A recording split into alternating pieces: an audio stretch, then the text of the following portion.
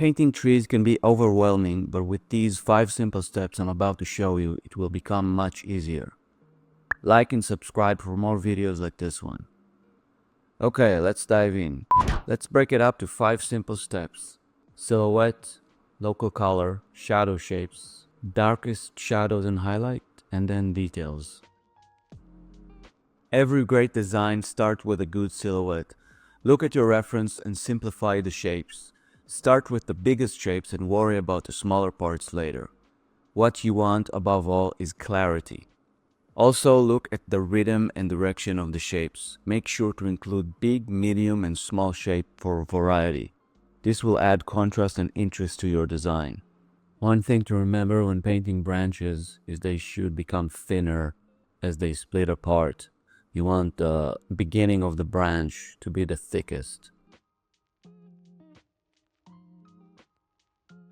So here I'm actually dividing it to 2 parts, the trunk and then the overall shape of the tree, the leaves. You can actually do it in one layer, but it's easier for this purpose to divide it to 2 layers, and that way you can add it and adjust the 2 layers separately.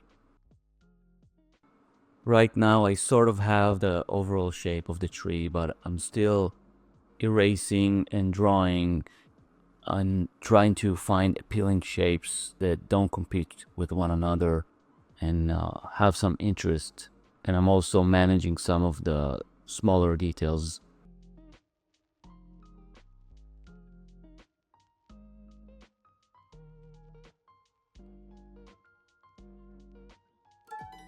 Local color.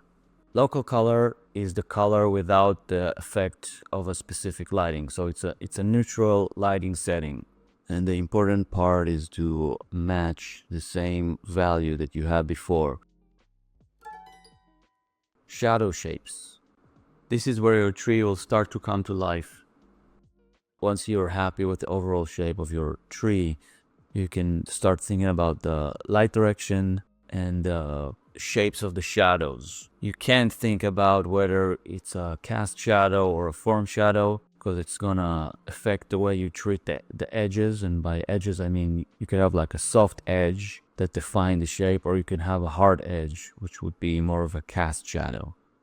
You also want to think about interesting shapes, because it's not only about painting what you see, it's also you can design it a little bit to create more interesting shapes.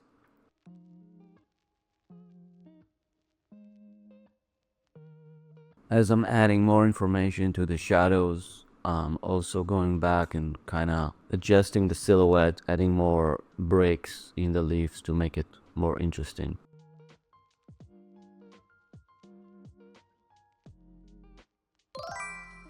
Darkest shadows and highlights. Highlights define where the light hits the strongest, while the darkest shadows emphasize areas least affected by light. This will add contrast and make your tree really pop, giving it depth and realism.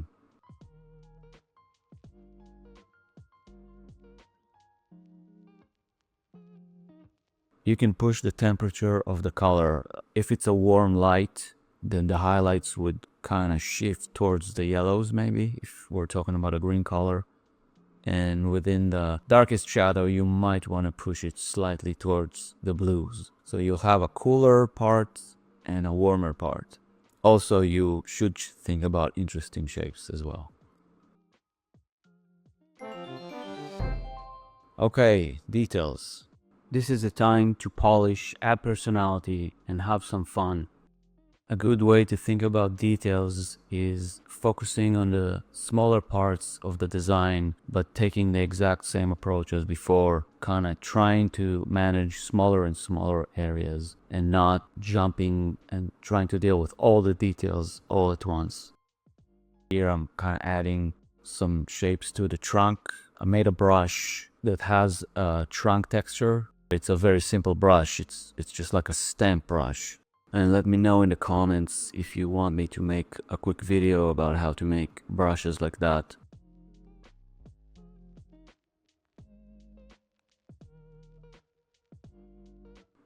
I'm also editing and adding some leaves and parts of the tree that is behind the trunk right now. And I'm starting to really look at the smaller details of the trees. So adding smaller details in the highlights, adding a secondary light in the shadow. So usually you have like a main light source like the sun, but then in the shadow part, you can make the shadows more interesting by adding a little bit of fill light, bounce light from the environment. So usually it would be like a cool light. If your main light source is warm, that light source would be cooler and much weaker. So it's a very subtle thing, but it will make the shadow more interesting and the overall painting have more color variety. You can also add some light coming through the leaves on the trunk to add some realism.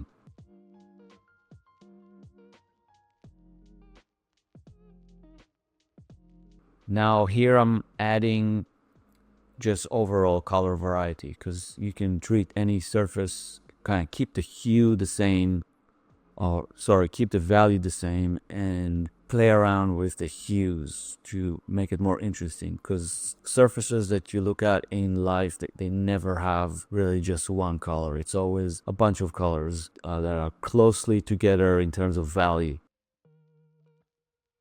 At the end here, you can also adjust the silhouette, flatten all the layers, and add some bits and parts where there's no leaves, and make it more interesting after you have all the information in your shape. Also adding some more smaller branches to make it more interesting and believable. And there you have it. I hope this was helpful. See you on the next video.